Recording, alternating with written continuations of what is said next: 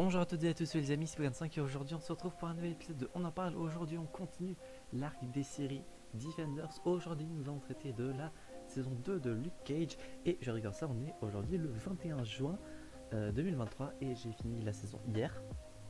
Et comment dire que c'est une saison plutôt bonne dans l'ensemble, malgré une fin un peu chelou. Je vais tenter, sans spoiler bien évidemment, d'essayer de vous en parler sans spoiler. Ça peut être compliqué, mais on va essayer. Déjà, saison dans l'ensemble qui est correcte. On va commencer par le speech. Après le fait que Diamondback dans la saison 1 est perdu, et bien Luke est bien continue de faire en sorte que tout se passe bien à Harlem. Il fait fermer des trafics de drogue, tout ça. Mais cette fois-ci, un nouveau personnage va faire son apparition. Son nom est Bushmaster et c'est un ennemi de Maria qui doit se venger d'elle suite à des problèmes familiaux. Voilà, je reste un peu vague pour pas trop spoiler. Je ne sais même pas si dans le speech de base de la saison c'est indiqué, mais dans le doute, voilà. Du coup, point positif et négatif, le personnage de Bushmaster au début, eh bien, je ne l'aimais pas du tout. Enfin, je l'aimais pas du tout, pas à ce point-là, mais je l'aimais pas. Mais plus la saison avance et plus je me suis rendu compte que le personnage est pas aussi noir. Euh, bon, jeu de mots parce que le mec c'est un Renoir, mais le mec n'est pas aussi sombre que ce que l'on peut penser. C'est pas un méchant parce qu'il est méchant et du coup il est méchant, mais c'est un méchant qui a une, une ambition et son objectif peut être compris. Personnellement, à un moment, à un épisode, je l'ai compris, mais c'est la manière de faire du coup qui ne passe pas trop. Sinon, que dire des autres personnages? Luke a une évolution dans l'ensemble correcte jusqu'à les 3 quarts de la série, mais à un moment, et surtout dans le dernier épisode, il passe son comportement est un peu chelou.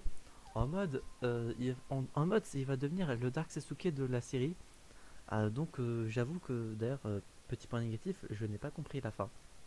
Pas trop, en tout cas. Euh, Au point que j'ai dû regarder sur Google des explications de pourquoi la fin était comme ça. Donc, ouais, ça baisse un peu la note parce que bah, si je comprends pas trop la fin, ça va pas trop aider. Sinon, les autres personnages, Misty, on retrouve. Bon, là, c'est pas un spoiler parce que. Kobe. C'était quelque chose que j'attendais dans la saison 1 et du coup qui est arrivé dans cette deuxième saison. Misty, voilà, elle n'a plus de bras. Et le personnage de Misty Knight est connu pour avoir un bras, pardon. euh, un bras, comment on appelle ça? Un bras amputé. Enfin, un bras électronique, je sais plus c'est quoi le nom. Mais en tout cas, elle est connue pour avoir ça et du coup, elle obtient enfin ça dans la série. Du coup, j'ai trouvé ça stylé. C'était sympa. Le personnage de Shades a une évolution sympathique au début. Voilà, il est toujours du côté des méchants. Après, euh, en plus, c'est le mec le plus. C'est parmi les gangsters qu'il y a dans la série, c'est le mec intelligent, le mec qui réfléchit. Le mec, il est pas méchant pour faire le méchant forcément. Il a des principes qu'il respecte et ça, personnellement, je le respecte du fait qu'il a. Enfin, c'est louable. Du coup, bah, je respecte le fait qu'il respecte ses propres règles. Enfin, pas ses propres règles, mais les règles de la rue. Ça, j'ai beaucoup apprécié. Le fait que bah, Shade, c'est pas un énorme connard parce que bah, c'est un connard. C'est un connard, oui, mais qu'à un fond. Voilà. En plus, j'aime bien sa manière de s'exprimer et comment l'acteur joue le perso. C'était une découverte pour moi, du coup, enfin, il était déjà dans la première saison, mais c'est ayant découvert du coup ce perso avec la série, j'ai bien apprécié. Sinon, euh, niveau des nouveaux persos, il y a la fille de Tilda qui se ramène, la fille de Tilda, qui s'appelle Tilda, mais la fille de Maria qui s'appelle Tilda, que l'on découvre dans cette saison.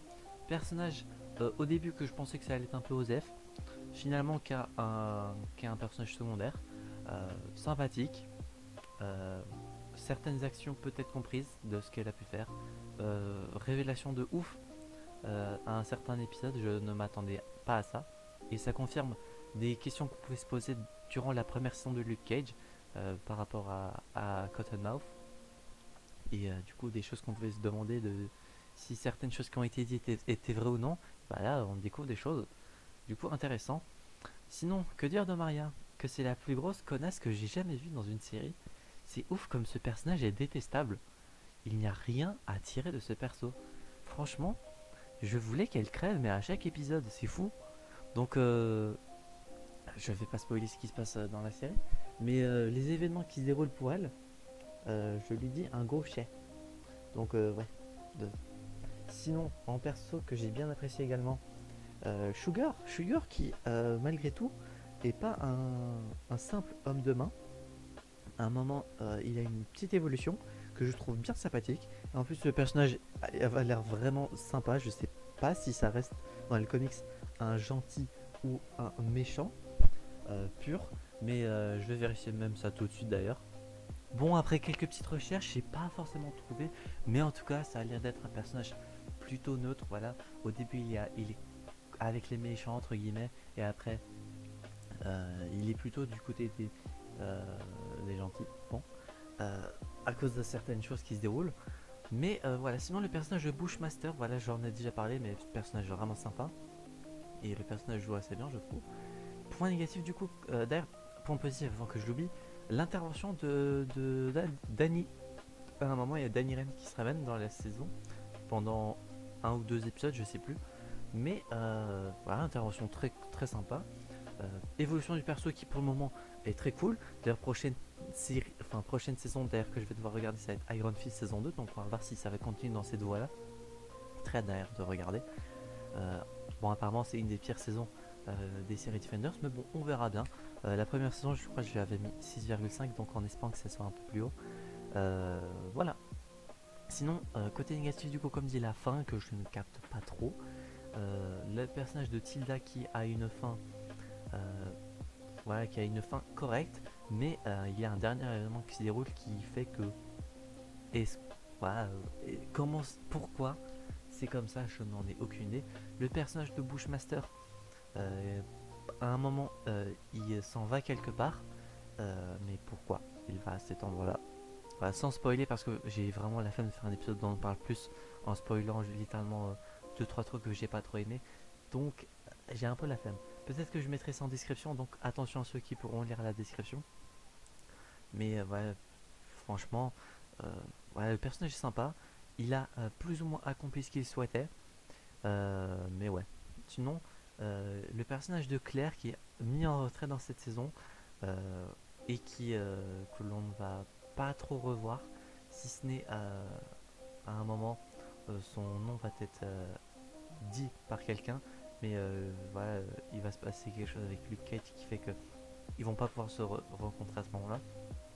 Mais du coup, voilà, pour Claire, personnage qu'on n'a pas trop vu, peut-être que l'on reverra pardon, dans une autre série. Et pour le moment, je n'en ai aucune idée. Personnellement, là, je théoriserais peut-être sur Iron Fist saison 2 ou bien sur Daredevil saison 3. Donc, on verra bien. J'espère que cet épisode, on en parlera plus. Est-ce que vous avez vu la saison de Luke Cage, la deuxième saison? En tout cas, vous pouvez le mettre en description, je vais dire en commentaire. Pour la note sur 10, personnellement, je vais mettre un 7,5.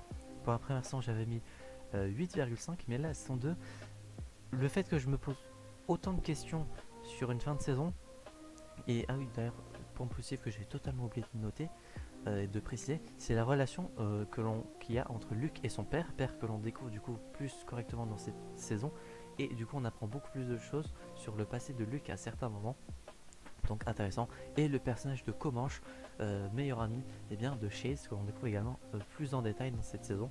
Du coup c'était vraiment sympa pour ces deux persos, du coup d'avoir plus d'explications et de background du coup pour Luke et pour Chase. Du coup je mets 7,5 comme dit, un point de moins que la première saison, parce que le fait que je me pose autant de questions, c'est un peu mauvais signe. Peut-être qu'il comptait faire une saison 3, mais voilà, les choses ont été faites autrement. Ça a été pas fait, je ne sais pas pourquoi.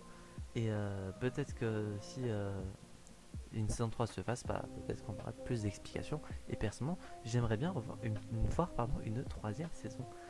Du coup, pour répondre enfin aux dernières questions que j'ai, et peut-être en finir avec certains personnages en termes d'histoire. J'espère que cet épisode de On en parle vous aura plu. Si c'est le cas, n'hésitez pas à vous abonner, à mettre un petit pouce bleu, activer la cloche, à mettre un commentaire si vous avez vu la saison 2 de Luke Cage et votre avis sans spoilers, sinon votre commentaire sera supprimé. Et si vous n'avez pas vu la saison 2 de Luke Cage ou Luke Cage dans sa généralité, est-ce que vous comptez regarder la série? Dites-moi tout ça en commentaire, ça va être intéressant de partager nos points de vue. Et d'ici là, on se retrouve donc, j'espère, la prochaine fois pour de prochaines aventures. C'est The25 et je veux dire enjoy.